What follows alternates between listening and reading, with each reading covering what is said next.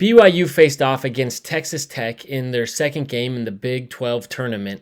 Could they continue the momentum from their hot start against UCF? The answer is no. No, they couldn't.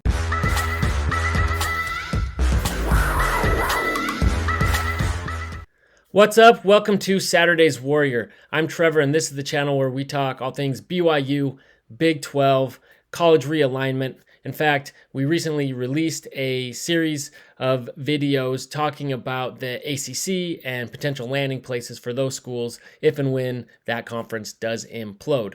But today, we're not talking about realignment. We are talking about BYU at the Big 12 tournament, and BYU got shellacked today. That is all there is to say about it. Looking at the final score, it was Texas Tech 81, BYU 67. But really, that's not an indication of how the game went. The game was much, much worse. It was just bad from the get-go. Texas Tech got off to a hot start. BYU wasn't connecting on threes. It was the polar opposite from what happened in the first game against UCF, where they just started off the bat just on fire. And you think, okay, let's settle down. We got a bucket, and you kind of start playing your game and settling in, and you think, okay, we'll just start chipping away at the lead. And it kind of happened, but then anytime BYU would get something good going, Texas Tech was just right back at them. They, I think, must have really figured some things out in that second half against BYU and continued on it. Whatever their game plan was, they stuck with it. We know that, BYU is who BYU is. Hard to guard, especially when we're hitting threes. Our bench plays very differently. We're deep, and it's a fun style of play. But it's essentially the same thing that they saw back when they made that big comeback in that second half in the first time they played this season. So it looks like their game plan worked. And it's not that BYU wasn't getting open threes, because there were some. Maybe they were just a little bit rushed because the defense was on their heels. Maybe they weren't quite as open, and maybe that kind of put some pressure on or got inside BYU players' heads. The other big thing was the double teams on Foose. Now, I've seen him power through double teams, but that's always down low on the block, right around the cylinder, being able to put the, missed rebounds right back in. But when he's out and has to dribble at all or make those decisions and pass out of those, those were executed expertly and really caused some havoc there and got BYU out of their flow a little bit. But yeah, we just couldn't hit the broadside of a barn. Looking at the first half stats,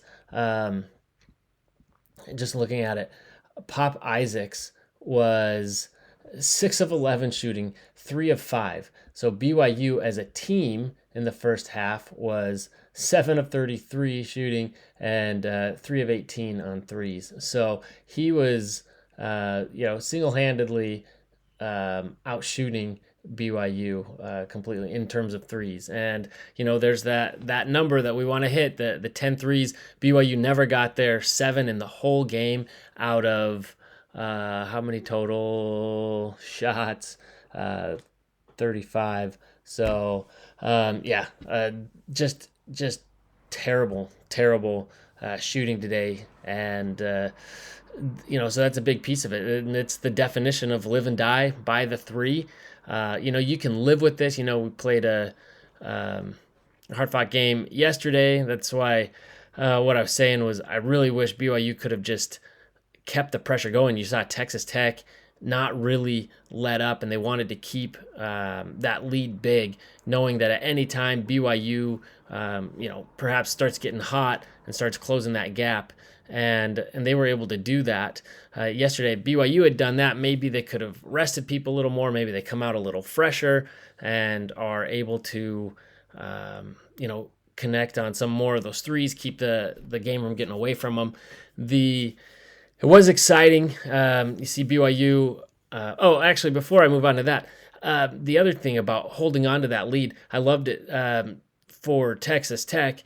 BYU I don't even know how much of a run. It really wasn't that much, but you could see that Tech was getting a bit sloppy.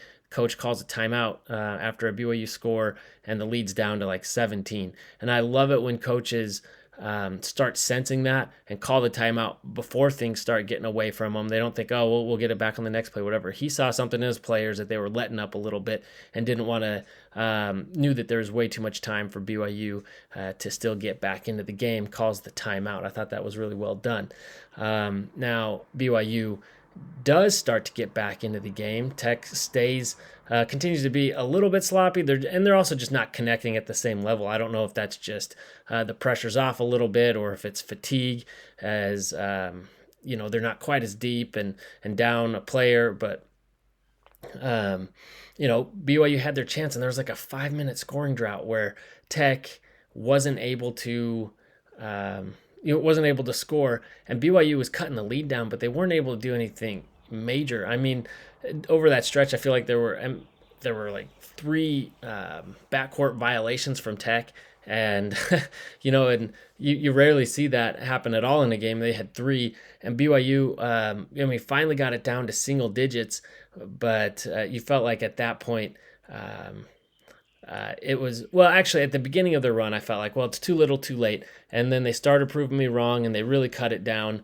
But then those 2 threes that they hit back to back, that right there kind of felt like the nail in the coffin at that point. It seemed to be too insurmountable, especially with BYU still not able to hit any outside shots. I feel like if they would have been able to connect on 1 or 2 of those threes, and keep that score within reach, maybe that pressure continues to mount. How many times have we seen that from BYU putting that pressure on, like on Kansas, and also feeling that pressure like Texas Tech and giving that up? So really disappointing. The second half, BYU had a better showing, but you can't really, trade blows with the team when they're up by 20 plus points. Would have liked to see BYU close out the first half a little bit stronger.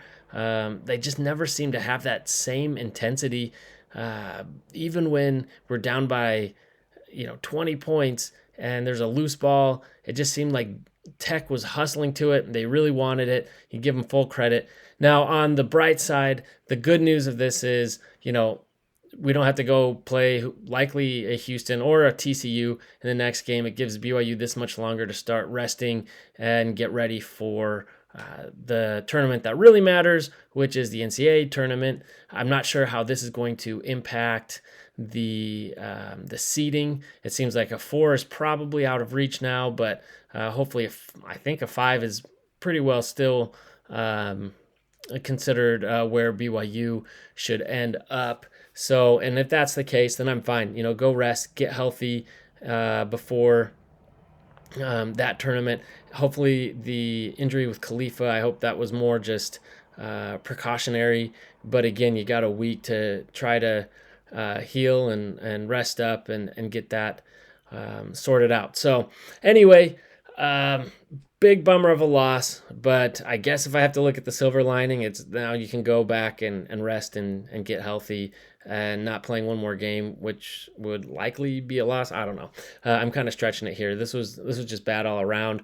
Hopefully, Tech hasn't given other teams the blueprint on how to beat BYU. Having said that, they have to have the players to execute it, and they were just hot today. I mean, Pop Isaacs, he was just going off. And let's see. You had Williams. Actually, his scoring wasn't huge, but I felt like he had a big impact on when he was in the game.